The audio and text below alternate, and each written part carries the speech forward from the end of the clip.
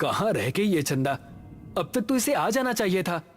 पुनीत ने अपनी घड़ी में टाइम देखा तो 9 बज चुके थे और उसने जैसे ही पीछे पलटकर देखा, चंदा खड़ी मुस्कुरा रही थी। बदमाश, डरा दिया ना हमका।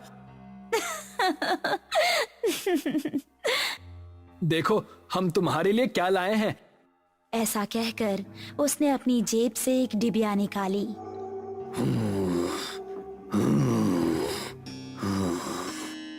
तभी उन दोनों को किसी के सांस लेने की भयानक आवाज सुनाई दी। कौन है? ठीक सामने बरगद के पेड़ के नीचे उनको किसी आदमी का अक्स नजर आया। कौन है? सामने आओ। ये सुनकर भी वो आदमी सामने नहीं आया और जोर जोर से सांस लेने लगा। अभी देखते हैं कौन ससुरा है। ये कहकर पुनीत उसके पास जाने लगा। जैसे ही पुनीत उसके पास पहुंचा, उसने भी 2 कदम आगे बढ़ाकर पुनीत का गला पकड़ लिया। उसको देखकर पुनीत और चंदा दोनों का दिल दहल गया। उस आदमी की गर्दन कटी हुई थी और थोड़ी सी खाल में अटकी लटक रही थी।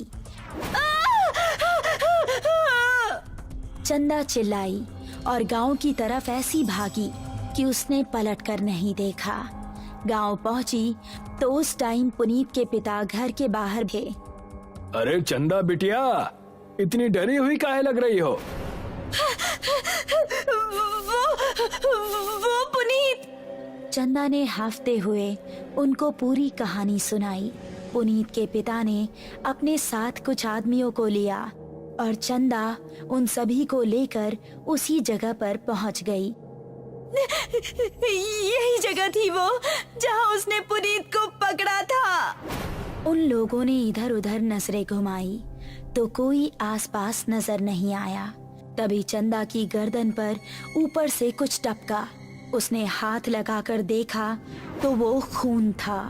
पेड़ की डाली के ऊपर पुनीत की बिना गर्दन की लाश टंगी हुई थी और उससे खून टपक टपक कर नीचे गिर रहा था। शहर से दूर एक छोटा सा गांव सरूपुर। रात के समय सभी अपने अपने घरों में आराम कर रहे थे। बाबूजी, हम जरा अपने दोस्त महेश से मिलकर आ रहे हैं। उसकी तबीयत जरा ठीक नहीं है ना? ठीक है, लेकिन जल्दी आना।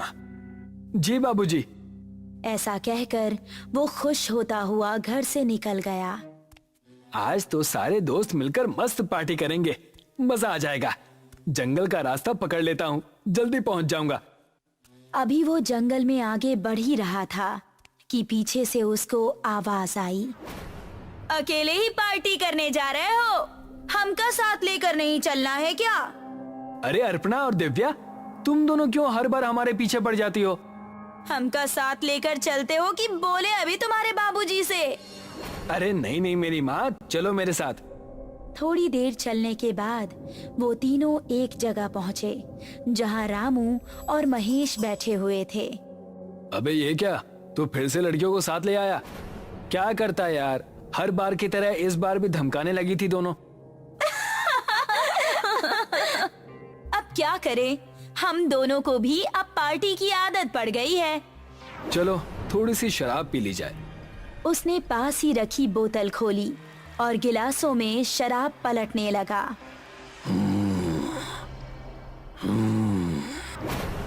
तभी उनको किसी के सांस लेने की आवाज सुनाई दी। उन्होंने देखा तो पांचों के रोंगटे खड़े हो गए। सामने से कठमुंडू चलता हुआ आ रहा था। उन्होंने कदम बढ़ाए ही थे कि तभी कठमुंडू ने दिव्या को पीछे से पकड़ लिया। उसने दिव्या को इतनी जोर से कसा कि उसके मुंह से खून निकल गया। बाकी चारों अब बेहद डर गए और वहां से भाग निकले। दिव्या उसकी पकड़ में फंसी दर्द से कराह रही थी।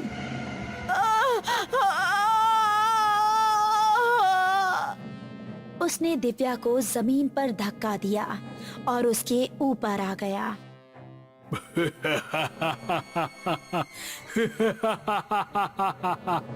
उसने दिव्या के सीने में हाथ डाला और उसके सीने से खून की धारा निकल पड़ी।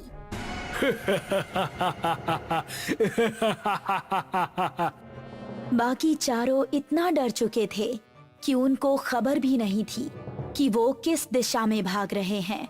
वो काफी देर तक भागते रहे। अब अपर्णा की हालत खराब हो चुकी थी। वो आ जाएगा, रुकने का समय नहीं है। ऐसे कब तक भागते रहेंगे? हम जा कहाँ रहे हैं, कोई बताएगा? हम रास्ता भूल चुके हैं, हमें नहीं पता कि गांव किस तरफ है। क्या कह रहे हो तुम?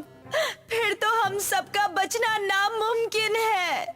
तभी पेड़ के ऊपर से एक हाथ आया और उसने महेश का गला पकड़ लिया।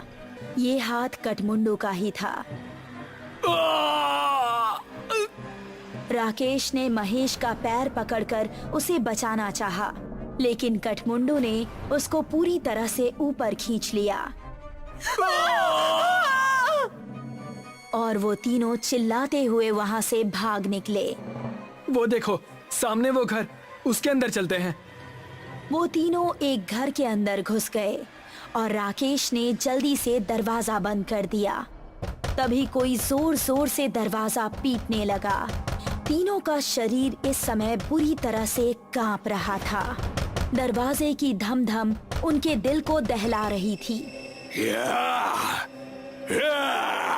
तभी खिड़की से कठमुंडू का एक हाथ अंदर आया और उसने अपर्णा का हाथ पकड़ लिया। बचाओ! अगर ये यहाँ है तो दरवाजे पर कौन है? राकेश ने दरवाजा खोला तो सामने गांव के बिरजू काका थे। बिरजू काका जल्दी से अंदर आए। उन्होंने कठमुंडू का हाथ पकड़ा और छुड़ाने लगे। कठमुंडू उनके छूते ही चीखने लगा।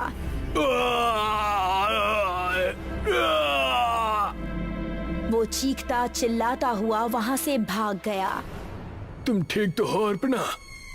मैं ठीक हूँ, शुक्रिया बिरजू काका। तुम लोग यहाँ करने क्या आए थे, वो भी इस समय?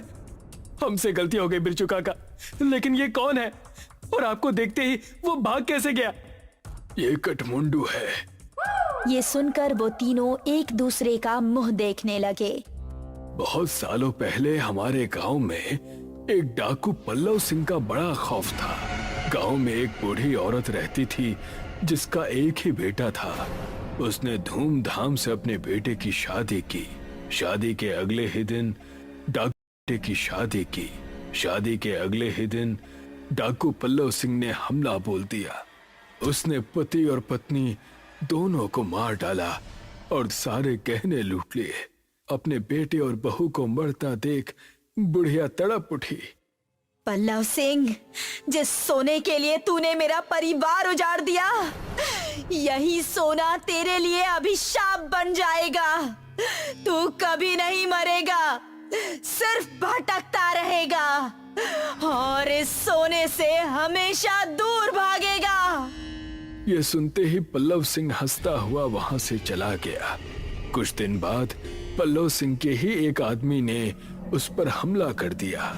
वो उसकी जगह सरदार बनना चाहता था, लेकिन पल्लव सिंह तलवार के हमले से भी नहीं मरा। उसकी गर्दन आधी ही कटी और थोड़ी सी खाल में अटक कर रह गई। उसने अपने सभी साथियों को मार गिराया। उसने अपने उंगलियों में जितनी भी सोने की अंगूठियां पहनी थी वो गर्म होने लगी और उसके हाथ जलने लगे। बुढ़िया का श्राप अब शुरू हो गया था। उसने सभी अंगूठियां उतार फेंकी और जंगल में भाग गया। तब से अब तक वो जंगल में ही रहता है। मेरे छूने से वो इसलिए भाग गया क्योंकि मेरे हाथ में ये सोने का कड़ा है। ये कहानी सुनकर वो तीनों हैरान रह गए। चलो यहाँ से निकलो, वो फिर से आ सकता है। बिरजू काका को रास्ता पता था, इसलिए वो तीनों उनके पीछे पीछे जा रहे थे। जब वो जंगल की सरहद पर आ पहुंचे थे, तभी कठमुंडू वहां आ गया। उसने अपर्णा का पैर पकड़ लिया।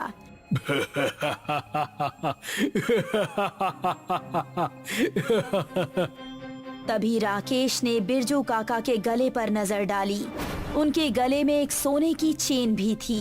उसने चेन को उनके गले से उतारी और कठमुंडू की टूटी हुई गर्दन में डाल दी।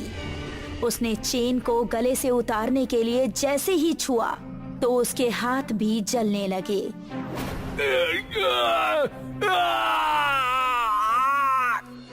वो वहां से भाग निकला। उसके बाद वो चारों गांव के अंदर ही जाकर रुके।